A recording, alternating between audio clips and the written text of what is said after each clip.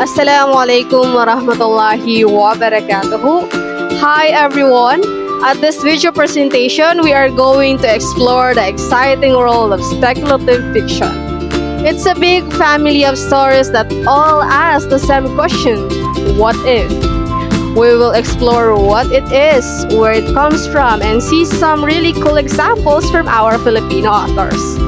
By the way, I am Norsalam Andungan Musaidin, your discussant for this video presentation. What is speculative fiction? Well, it is a broad term for stories that imagine things and don't really exist in our world. It's all about possibilities, exploring our what ifs and could be's. It's like a giant toolbox filled with different ways of imagining different worlds and futures. Stories about what if scenarios have been around for a long time. Speculative fiction's roots go way back, even ancient Greece. And here are some examples of this. First is the Medea. It was written by Euripides. This story isn't exactly speculative fiction, but it's talk about magic and crazy action show what's in modern fantasy stories. It's an early example of a what-if story. Another example is the Midsummer Night's Dream by William Shakespeare. It is a classic fantasy. A play clearly uses the what-if approach by introducing fairies and magic into a human world, showcasing elements found within speculative fiction. And another example is The Lord of the Rings. This is a very important fantasy story and a great example of speculative fiction. If you watch The Lord of the Rings, then you might understand this, no? It has a whole made-up world with its own history, showing how big speculative fiction can be. The term speculative fiction really became popular in the mid-20th century, specifically in 1947. We'd mostly read is about science fiction.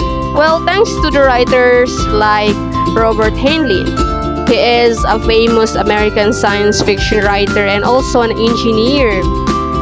He was born on July 7, 1907 and died on May 8, 1988 at the age of 80. He helped give this type of story a name and also a place. Another author is Margaret Atwood. She was born on November 18, 1939 and still alive. She's a super talented writer, a Canadian author, poet, and essayist. And she also added her own ideas to the meaning of speculative fiction. She explained that speculative fiction is all about exploring things that are possible, even if they haven't happened yet. And also her stories, if you going to read it, it will show us what could go wrong if we don't pay attention to it. A great example of speculative fiction by Margaret Atwood is her story The Handmaid's Tale. Well, it is a scary story about a future where women have almost no rights. Even though it's happened in the past, but it's also terrifying. It shows us a terrifying what if. What if things go really wrong? What if this happened? Or what if this happened again? Now let's proceed to the subgenres of speculative fiction. We have 11 subgenres, and first we have science fiction, or also known as sci-fi. Well, think about robots, spaceships, time travel, alien civilizations, and futuristic societies. Sci-fi often explores the impact of technology on society and also in humanity. And it usually asks questions like, what if we develop these technologies? What would life be like? What if? Next is sci-fi fantasy fiction. Imagine class, a world where technology meets magic.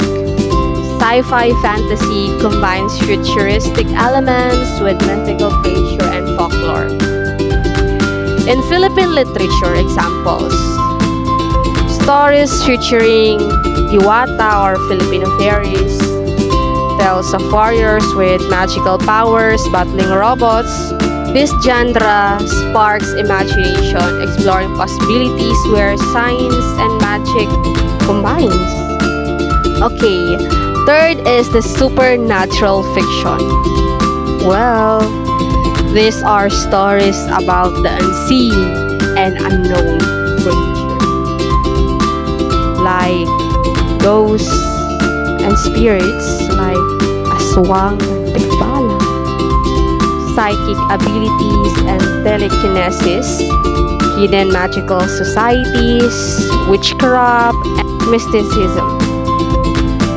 Examples in Philippine literature: those stories featuring supernatural creatures from Filipino mythology, tales of ancestral spirits and curses, novels about psychic powers or mystical abilities.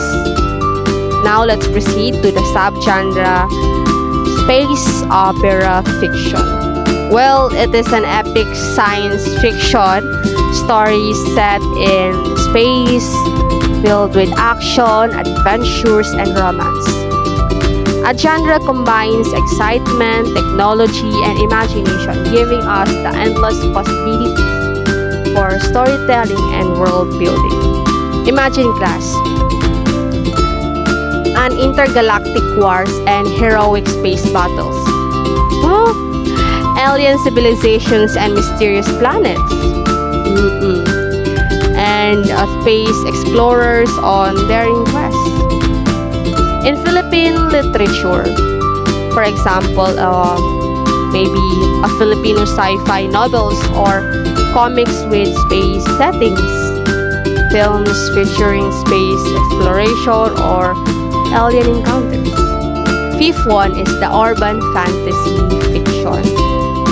This genre blends fantasy with everyday life, creating unique narratives that reflect the country's rich cultural heritage.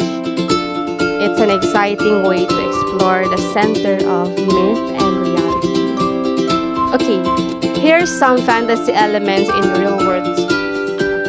Imagine glass, magical creatures hiding in Manila street, hidden societies in Cebu or Davao, or supernatural powers in modern-day Philippines. Another example like aswangs or tikbalangs living secretly among humans, Diwata or Encantos influencing city life, or Filipino heroes with magical powers fighting crime. That's some example of the urban fantasy story. Now let's proceed to the sixth one, which is the utopian fiction. Let's include the dystopian fiction, the seventh one. Okay, first, utopian.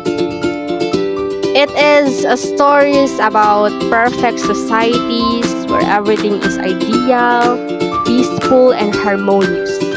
Just think of a world class with no problems where everyone is happy and content. It's like a society with there is no conflict at all. For example, class, the Golden 2. It is an ideal community. However, it is an opposite of dystopian. Because dystopian are stories about societies gone wrong, often warning about dangers like government control, inequalities, or environmental disasters. Just imagine class, a world with strict rules, surveillance, and limited freedoms. Like there's no freedom at all, and a society full of problems. For example, class is the story The Hunger Games, which is it is about an oppressive government. Okay, now let's proceed to the apocalyptic and post-apocalyptic fiction subgenres. The apocalyptic stories are about the disasters itself, like a massive flood, zombie outbreak, or nuclear war that causes widespread of destruction and chaos. For example, the story The Day After Tomorrow.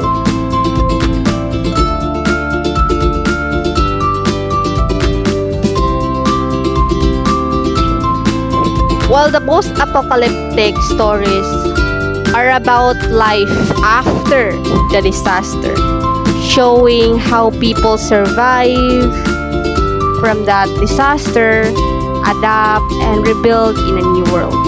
For example, The Walking Dead. Yes. Alternate history fiction.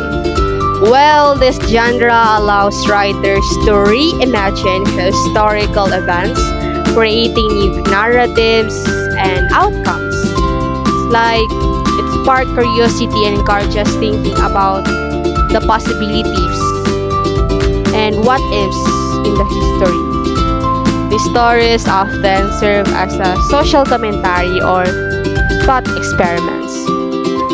Imagine class. Okay.